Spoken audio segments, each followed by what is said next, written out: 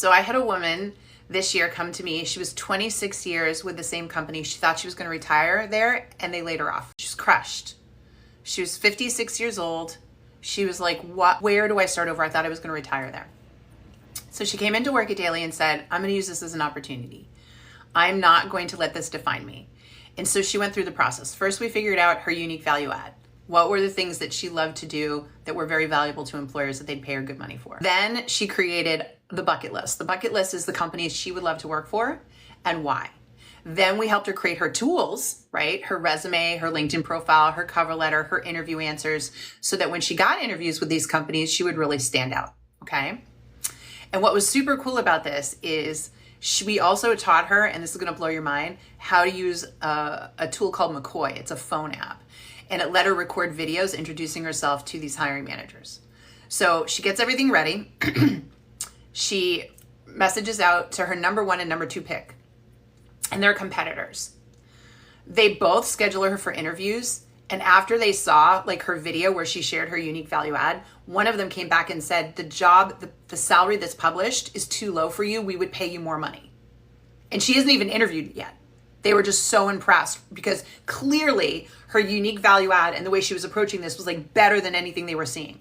So she goes through interviews with both of these companies, gets job offers from both, and ends up going with her number one pick, who paid her, and this is the best part, $10,000 more a year than what she was making at the company she was at for 26 years.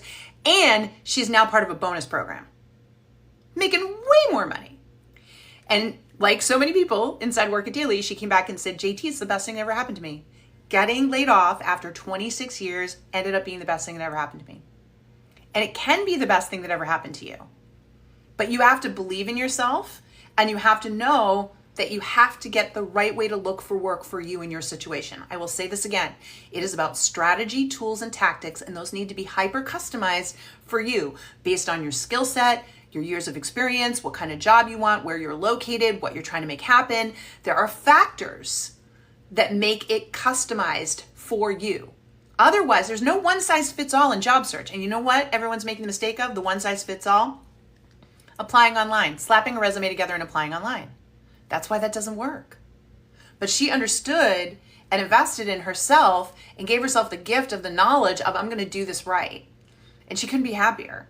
Right? She then sent her son to us and he got a job.